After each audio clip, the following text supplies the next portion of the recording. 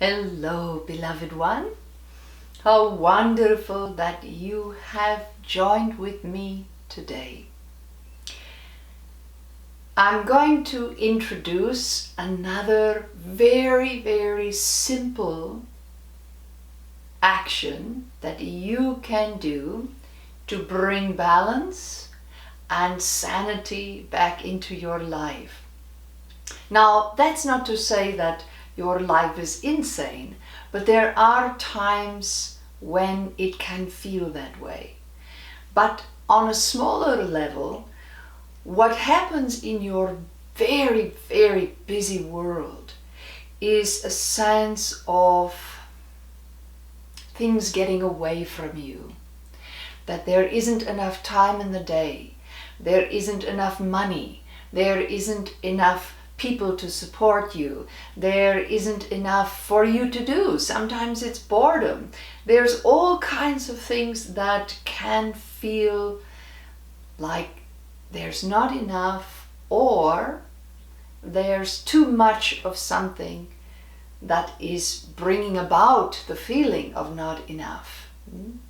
So it's easy to get caught up in your daily life, in your routines, to feel that you have to get somewhere, you have to hurry up, you're late, there's a deadline, you only have so much time to accomplish all the things you want to accomplish. There is a sense of almost constant urgency in your culture. No matter where you live, it is in your culture. And it is rare if you are living in and saturated in a culture where that is not the norm. So to you, this message may not be applicable, but to the rest of you, it may very well be. One of the most challenging things to do in one's life is to slow down.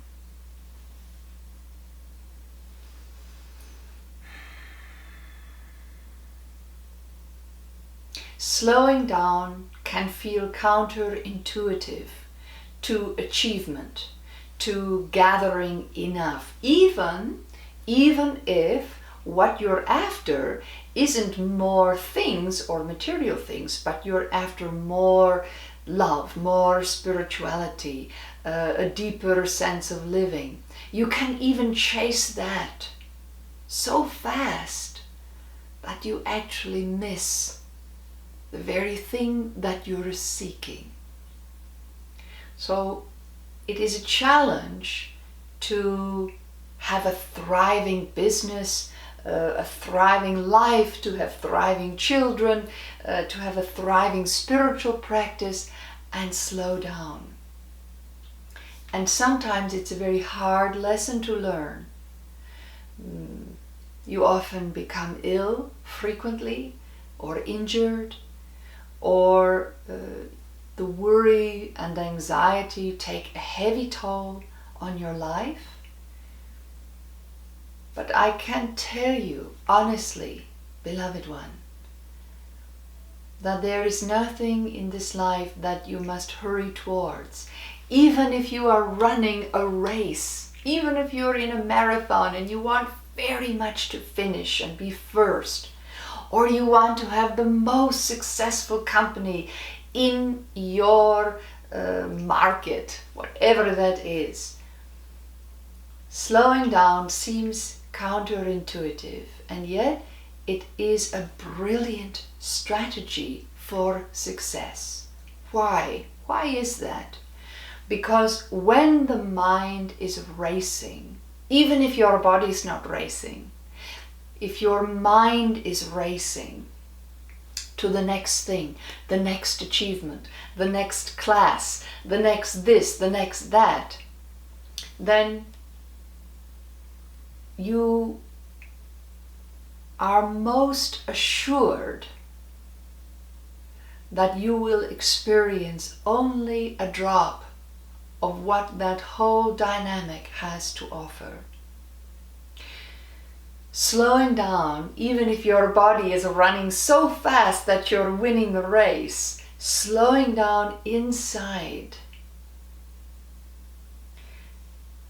gives you the space and the time to feel, experience, and decide for your highest. Because I would remind you of something very important that is often forgotten. You measure time in a linear way. You consider space oftentimes in a very compartmentalized view. But the truth is that time is not linear. Space is not compartmentalized. Time and space have a freedom that you can only experience from inside, from aligning yourself with slow. Because when you slow down internally, you slow your mind, you slow your body inside, what you're actually doing is calming and quieting yourself so that you can experience time and space as it really is. And what happens is you come to the understanding internally that if you rush, you're going to miss out on a lot. If you take your time and you move through each experience in a very conscious and deliberate manner, you are going to gain so much. You're going to be so enriched by each experience. You don't have to have 1,000 experiences. You can have just a few. So slowing down transforms the mindset from quantity to quality, so that you don't always feel the pressure of having so many experiences, but the experiences you do choose to involve yourself with hold a richness, a quality that speaks to your soul, that satisfies the mind and enriches the being. So I encourage you to enfold slow into your practice, your way of perceiving your life.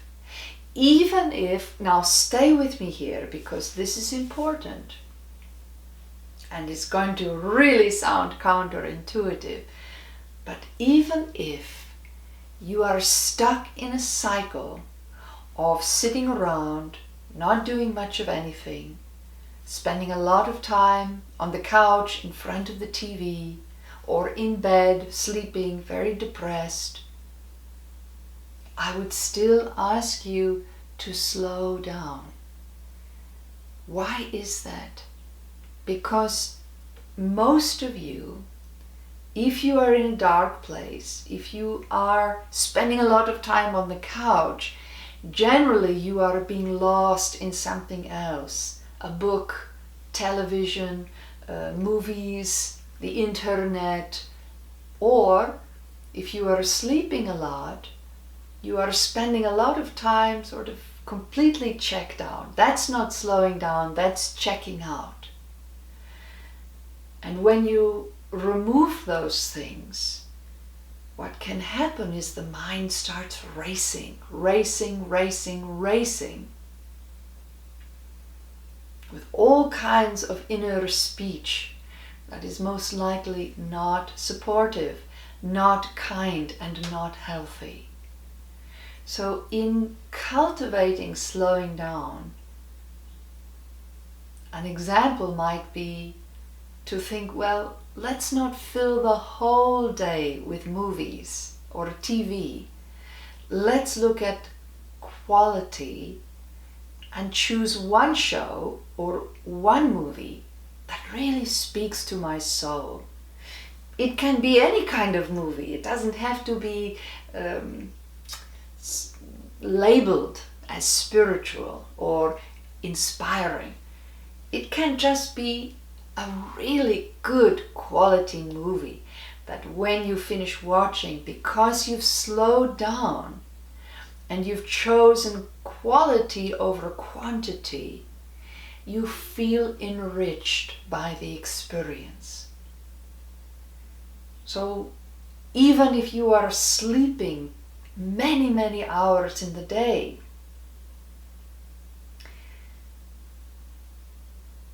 allow yourself to slow down enough and choose quality over quantity.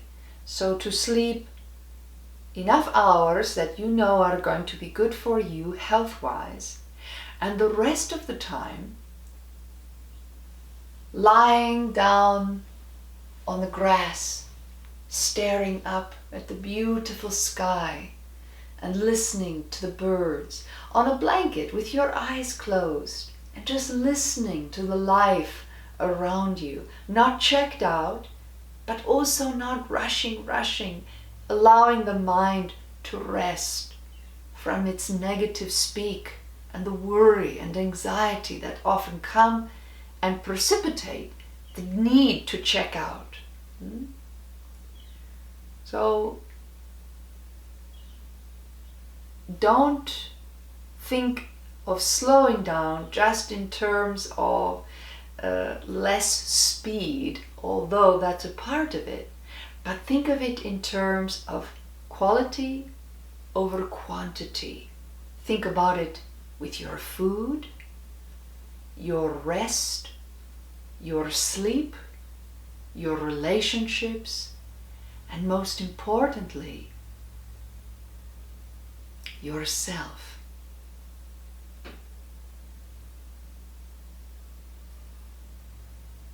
Keep your heart full of love, my dears, and know that I'm with you always. Namaste.